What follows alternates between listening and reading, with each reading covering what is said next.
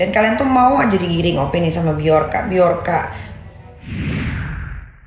Suasana duka masih terasa pekan ini karena kepergian Ratu Elizabeth II.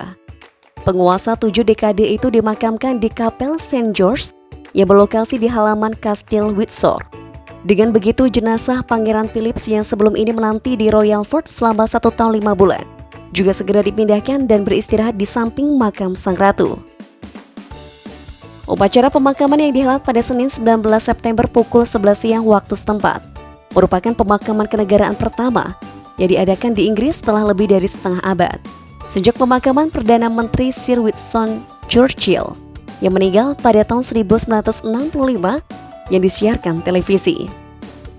Acara yang dihadiri hingga 2000 undangan ini diperkirakan akan menjadi salah satu operasi keamanan terbesar yang pernah ada di Inggris sebab seluruh pemimpin negara di dunia diundang untuk hadir.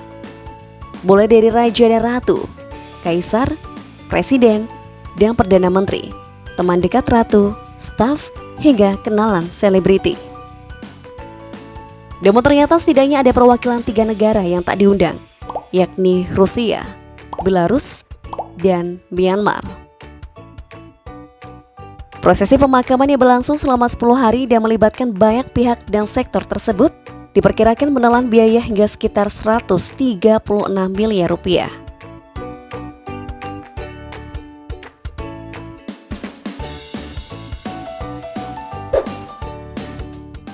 Dari berita duka ada juga nih berita yang entah bikin sedih, senang, khawatir, atau malah bikin senyum-senyum terkait penangkapan Muhammad Agung Hidayatullah alias MAH, 21 tahun di Madiun yang diduga sebagai sosok peretas atau hacker Bjorka. Ternyata, pemuda yang kesehariannya membantu orang tuanya berjualan es di pasar itu bukanlah Bjorka. Hal itu dikonfirmasi sendiri oleh Bjorka yang masih bebas berselancar di internet. Meski salah tangkap, tapi Muhammad Agung toh ditetapkan sebagai tersangka karena disebut terlibat dalam menyediakan channel Telegram dengan nama channel Bjorkanis. Yang cukup menarik, ponsel MAH yang diduga sebagai barang bukti disebut dibeli kepolisian dengan harga 5 juta rupiah. Kalian sedih bin khawatir gak nih? Bjorka belum ditangkap, yang berpotensi bikin data kamu dijual dan dipublikasikan. Atau malah gembira, karena sebagai pengagum Bjorka, kami mendukung Bjorka terus membongkar skandal pemerintah. Atau malah senyum-senyum melihat polisi dan pemerintah yang ketar-ketir dan lambat mendeteksi keberadaan Bjorka.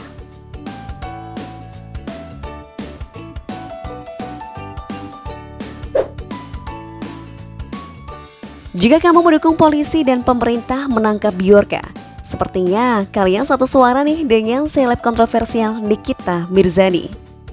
Dikenal dengan seleb numpang tenar pada berbagai topik yang tengah populer, Niki pun turut mengomentari Bjorka yang secara beruntun mempublikasikan data pribadi sejumlah penjabat negara.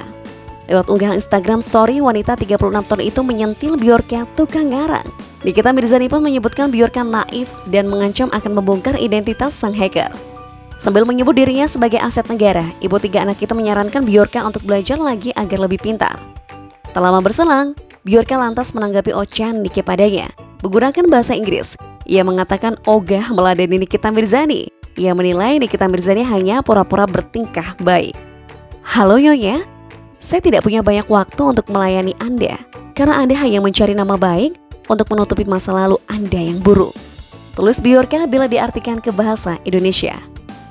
Kekecewaan itu kemudian diunggah oleh netizen ke Instagram dengan menandai akun Nikita Mirzani. Bintang film komik 8 itu kemudian kembali membalas pernyataan Bjorka. Niki mengatakan tak memiliki Twitter dan minta warganet menyampaikan hal tersebut pada Bjorka. Ia juga menyebut sebaiknya Bjorka tidak usah banyak alasan. Wah, kira-kira Niki punya masa lalu apa sih guys? Apakah termasuk bocornya rekaman dugaan suara Niki yang juga baru-baru ini beredar guys? Rekaman itu beredar tak lama setelah ia mengoceh pada hacker Bjorka. Jadi nih guys, sebuah rekaman suara yang diduga suara Nikita Mirzani dengan tersangka Ferdy Sambo viral di media sosial. Percakapan telepon itu membahas kasus hukum yang menjerat artis sensasional tersebut. Dalam rekaman itu, Nikita membicarakan kasus KDRT yang dihadapinya. Percakapan tersebut diduga terjadi saat Nikita diperkarakan dengan Dipo Latif, mantan suaminya. Dalam percakapan itu, pria yang disebut sebagai Sambo itu tak banyak bicara. tampak Nikita Mirzani yang lebih banyak melontarkan pernyataan. Tak perlu menunggu waktu lama, kuasa hukum Nikita Mirzani, Fahmi Bahmid, membenarkan jika itu adalah suara kliennya. Namun itu tidak mengenal suara pria yang diajak Niki berbicara. Nikita sendiri sebelumnya memang diisukan dekat dengan FS yang disebut sering membuat Niki lolos dari jeratan hukum, termasuk ketika ia bebas bersyarat pada 23 Juli lalu. Ketika itu, Niki sempat mengucapkan terima kasih pada Kadif Propam yang saat itu masih dikepalai oleh Ferdi Sambo. Tapi meski mengucapkan terima kasih, ia mengaku sama sekali tidak mengenal Sambo. Karena itu, Niki juga membantah punya backing alias disokong oleh Irjen Ferdi Sambo setiap berurusan dengan hukum. Menurutnya, sosok FS yang kerap membantunya yakni sang sahabat, Fitri Salhuteru, bukan Ferdi Sambo. Jadi berpikiran positif aja ya guys, bahwa emang Niki gak kenal dengan Ferdi Sambo. Saking gak kenalnya, meski kasus Sambo begitu booming, tidak seperti biasanya, Niki yang kerap nimbrung pada isu populer mendadak tak bersuara. Barulah setelah topik Bjorka viral dan kritikan Najwa Shihab viral, Niki pun berupaya eksis dengan kembali nimbrung.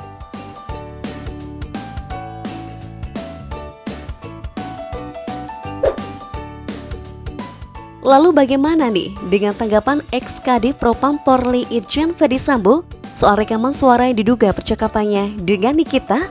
Seperti Niki, Sambo juga membantah keras informasi yang beredar bahwa percakapan suara dengan artis Nikita Mirzani yang viral di media sosial adalah suaranya. Bantahan itu disampaikan Ferdi Sambo melalui kuasa hukumnya Arman Hanis. Tersangka utama kasus kematian Brigadir J itu sendiri pada 19 September 2022 lalu juga harus menerima kenyataan jika pengajuan banding terkait pemecatan dirinya ditolak oleh Polri.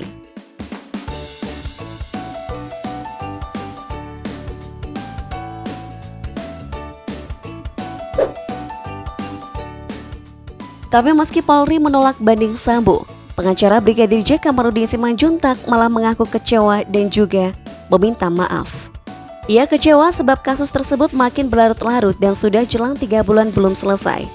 Meski telah berusaha maksimal dengan mengorbankan banyak materi, pikiran dan waktu, tetapi kasus ini masih jalan di tempat.